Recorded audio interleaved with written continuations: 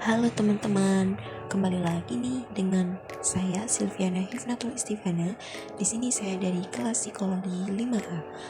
Kali ini saya akan membahas mengenai feminis dan aksi sosial serta gelombang feminisme dalam sosial.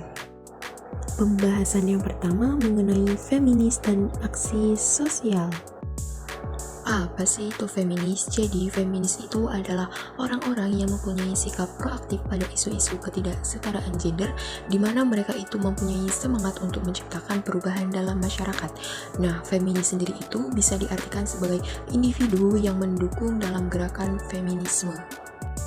Sedangkan feminisme adalah sebuah gerakan yang memperjuangkan kesetaraan gender. Secara ringkasnya, feminis adalah individu yang mendukung terhadap isu-isu ketidaksetaraan gender, sedangkan feminisme adalah sebuah gerakan atau wadah untuk kita menyalurkan sikap proaktif pada isu-isu ketidaksetaraan gender. Nah, contoh dari tindakan feminisme sendiri itu apa aja sih? Contohnya itu ada aksi protes, terus kampanye di media sosial, mendirikan komunitas online, kemudian memberikan pendidikan mengenai isu-isu gender, dan body positivity. Tujuan dari feminisme sendiri yaitu untuk meningkatkan kesadaran individu mengenai ketidakadilan gender yang ada dalam masyarakat dan memahami penindasan perempuan, baik secara ras, gender, dan kelas. Kemudian tujuan yang lain itu untuk menciptakan solidaritas antara perempuan dalam komunitas. Peran feminisme dalam psikologi komunitas. Dalam jurnal yang berjudul Praktik Feminisme dalam Kehidupan Anggota Komunitas Feminis PES di Bali itu, peran feminisme itu untuk mengenali dan memberdayakan perempuan dalam mengatasi ketidakadilan gender yang mereka hadapi melalui pendidikan dan pelatihan. Karena masyarakat Bali sendiri itu masih memposisikan perempuan itu sebagai subordinat, masih dinomorduakan, bahkan perempuan itu memiliki sedikit kesempatan untuk beraktualisasi di depan umum. Selanjutnya itu dalam jurnal Analisis Komunitas Feminis Jogja atau Gender Mahardika Yogyakarta itu, peran feminisme sendiri sebagai ruang aman bagi perempuan untuk berbagi pengalaman, mendukung satu sama lain dalam menghadapi diskriminasi dan membangun solidaritas, di mana dalam komunitas tersebut itu, perempuan itu diajarkan ilmu bela diri taktis untuk menghadapi kejahatan fisik. Pembahasan selanjutnya itu mengenai definisi aksi sosial. Apa sih aksi sosial itu? Jadi aksi sosial adalah tindakan yang diambil individu atau kelompok untuk mencapai tujuan tertentu yang berkaitan dengan kesejahteraan sosial atau perubahan masyarakat. Tindakan ini itu seringkali bertujuan untuk mengatasi masalah sosial, meningkatkan kesadaran, dan memberdayakan anggota komunitas. Contoh aksi sosial yang pertama yaitu menyelenggarakan webinar.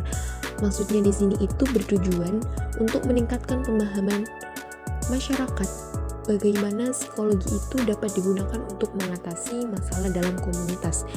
Biasanya pada webinar ini itu yang dibahas mengenai intervensi sosial, cara-cara untuk meningkatkan fungsi sosial, dan membangun sumber daya kolektif untuk menyelesaikan masalah bersama.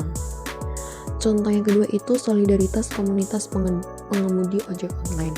Nah, aksi sosial yang dilakukan itu berupa solidaritas yang mana dibuktikan dengan membantu, mendukung satu sama lain, gotong royong, dan kepercayaan yang dapat mempererat hubungan antar anggota komunitas. Contoh yang ketiga itu memberdayakan masyarakat, di mana melakukan berbagai program seperti memberikan dukungan di bidang pendidikan dengan membentuk TK dan PAUD, kemudian di bidang kebudayaan seperti memperkenalkan warisan budaya, permainan tradisional, gubak sodor, coklat, dan engklek. Pembahasan selanjutnya itu mengenai gelombang feminisme dalam sosial. Nah, gelombang feminisme dalam sosial sendiri itu terbagi menjadi 3 gelombang. Yang pertama itu berlangsung dari akhir abad ke-18 hingga awal abad ke-20, di mana gelombang pertama ini berfokus pada hak-hak politik perempuan. Nah, tokoh pentingnya itu ada Mary Anton Kraft yang menekankan pentingnya pendidikan dan kesetaraan gender dalam konteks politik. Nah, tujuan dari gerakan ini itu adalah untuk menantang struktur patriarki yang mendominasi kehidupan sosial dan politik pada saat itu. Nah, inti dari gelombang pertama itu berfokus pada hak-hak politik perempuan.